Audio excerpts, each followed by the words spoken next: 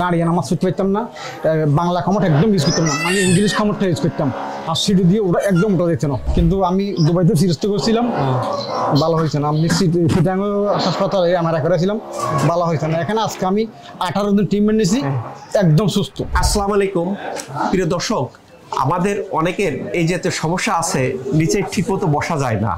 আমরা কি করি? চেয়ারে বসে নামাজ পড়ি, হাই কমোড ইউজ করি, বাংলা কমোড ইউজ করা যায় না। আমরা কিন্তু অনেকেই ধর্মভীরু, সবাই অনেকে বাংলা কমোড ইউজ করতে চাই।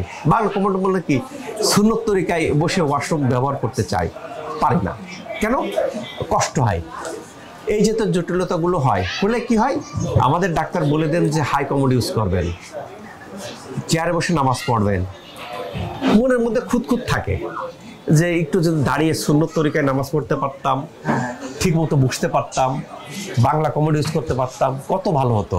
কিন্তু ওয়ে নাই।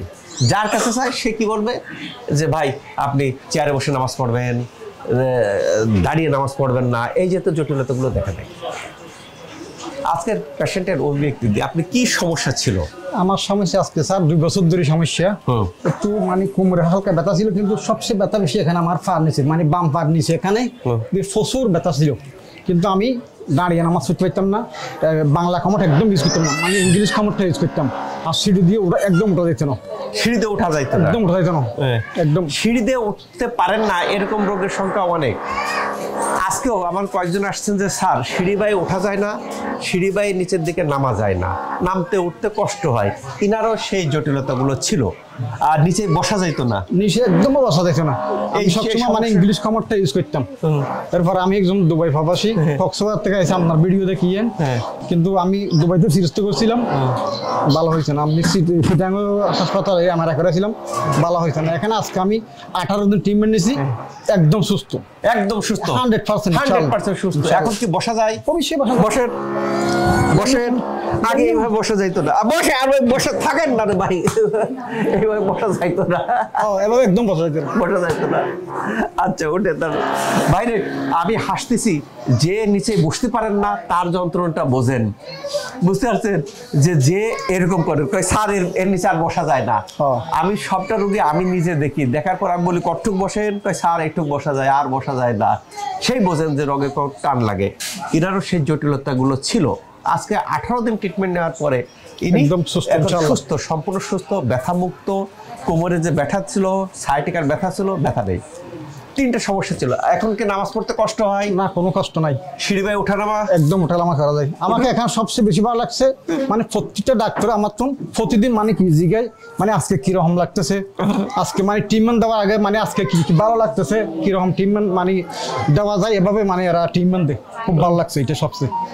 তার মানে এখানকার সব স্টাফদের রিভিউ ওনার কাছে খুব ভালো লাগছে আমার, যে এখানে অনেক রকম ট্রিটমেন্ট পদ্ধতিতে ট্রিটমেন্ট দেওয়া হয়।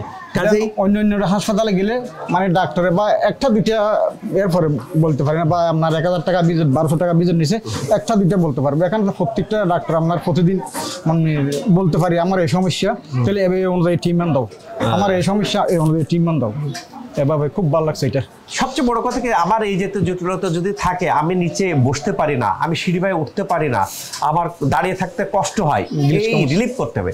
এই রিলিফ করার ক্ষেত্রে শশী হাসপাতাল অনেক রকম ট্রিটমেন্ট পদ্ধতি অ্যাপ্লাই করে। এই অ্যাপ্লাই করার কারণে কিন্তু শশী হাসপাতালে ভালো হয়। ভালো হওয়ার কারণে কিন্তু যে কি হয়, শশী হাসপাতালে রোগীর সংখ্যা বেশি। কেন শশী হাসপাতালে রোগীর সংখ্যা বেশি? কেন সিট পাওয়া যায় না, কেন পাওয়া যায় না? আজকে আমাদের একজন সাহেব আসছেন, যে আলহামদুলিল্লাহ, যে আপনি কি সমস্যা নিয়ে আসছিলেন? তবে ইনার সমস্যার আগে কি মায়ের প্রতি আমি দেখছি যে যারা ইসলাম ধর্মে দীক্ষিত হয় তারা কিন্তু মায়ের প্রতি খুব অগাধ ইয়ে থাকে, আমাদেরও থাকে, কিন্তু সাধারণত দেখছি যারা ধর্ম পালন করে এরা। হুজুর দেখার পরে হুজুর তার মাকে নিয়ে আসছে, আমি বললাম যে মাকে এই কোর্সটা কমপ্লিট করতে, আমি ব্যস্ততার খাতিরে পারি না, পারি ইনশাল্লাহ মাকে করবো, নাকি হুজুর? আমার কাছে এই জিনিসটা ভালো লাগছে। বাইরে ইসলামে মা বাপের উপর আর কারো স্থান নাই পার্থিব জগতে। এক আল্লাহ, সেকেন্ড রসুল, তারপরে আপনি মায়ের খিদমত করতে হবে। আমরা আজকাল আধুনিক শিক্ষায় শিক্ষিত হয়ে মা থেকে বাবা থেকে দূরে সরে যাই বিভিন্ন কারণের প্রেক্ষাপটে। This is not correct. এটা আধুনিক শিক্ষা না ভাই। আমি আসছি থেকে আমার কাছে মনে পড়ে আমি ছোটবেলায় এক হুজুরের কাছে গেছিলাম যে হুজুর আমি কি করবো, আমার কাছে আসা লাগবে না, তুমি তোমার মার কাছে যাও, তোমার মা কি আদেশ দেয় তুমি তাই করো। আমার কাছে সেই স্মৃতিটা এখনো মনে পড়ে। কাজেই আমরা যেন ইনি আজ যে কথা বললেন যে মায়ের জন্য, এই কথা যেন আমাদের সবার মধ্যে থাকে। আমার সমর্থ অনুযায়ী যেন আমি কি করলাম যে যুক্তি দিয়ে না বোঝাই, মার জন্য আমি কি করতেছি সেটা যুক্তি দিয়ে বোঝানো যাবে না। মার সন্তুষ্ট, মা মন থেকে যেন সন্তুষ্ট হয়, মা তুমি আর আমি এই দিছি এই দিছি এই দিছি, নো, এটা ভাই হিসেব করা যাবে না। মন থেকে মা খুশি হবে যে আমার সমর্থ অনুযায়ী যেন আমরা এটা করি। নাকি হুজুর? জি জি ইনশাআল্লাহ ভালো থাকবেন। আমি আবুধাবি প্রবাসী। আবুধাবি প্রবাসী, কি সমস্যা নিয়ে আসছেন বলেন? দুবাই সমস্যা হচ্ছে আমার গত 4 মাস থেকে হাত মুট করা যায়, এখনো সমস্যা। আমি তো এখনো ভর্তি হই নাই, আজকে প্রথম দিন আপনাকে দেখাচ্ছি। ইনশাআল্লাহ এখন টেস্টগুলো করবো, এরপরে অ্যাডমিশন নেবো ইনশাআল্লাহ। কিন্তু আসলে কি আমার দিন শেষে আমার কাছে যেটা মনে হয়, দিন শেষে আমি মৃত্যুবরণ করব, আল্লাহর কাছে আমাকে জবাব দিতে হবে। কাজে আমি পার্থিব লাইফেও ওইভাবে করে যাই যে নিদান পক্ষে যেগুলো আমার পক্ষে সম্ভব, যে ইসলামের কিছু খিদমত করা, ইসলামী কিছু সুন্নত তরিকা পালন করা, ইসলামী ইয়ে করা।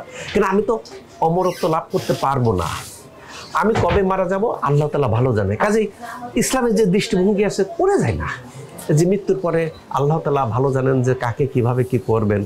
কাজে তো আমরা যে কথায় ফিরে আসছিলাম যে তাহলে এখন আপনার মনোভাব কেমন?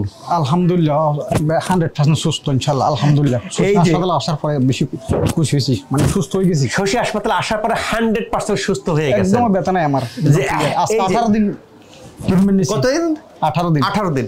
এই যে তো রোগী ভালো হয়ে যাচ্ছে বিদায় ইনরা রেফারেল আদার্স রোগীদের বলতেছেন রোগীগুলো শশী হাসপাতালে আসতেছে, সেই কারণে শশী হাসপাতালে ভিড় বেশি। কেন এখানে ভালো হয়, এখানে ভালো হইতে একটু সময় লাগে। যারা ধৈর্য সহকারে এরকম ট্রিটমেন্ট নিচ্ছেন আল্লাহ তাআলা চাইতো সবাই ভালো হয়ে যাবেন। আল্লাহ তাআলা আমাদের সবাইকে ভালো রাখুক এই প্রত্যাশায় আমি ডাক্তার শহীদুল ইসলাম।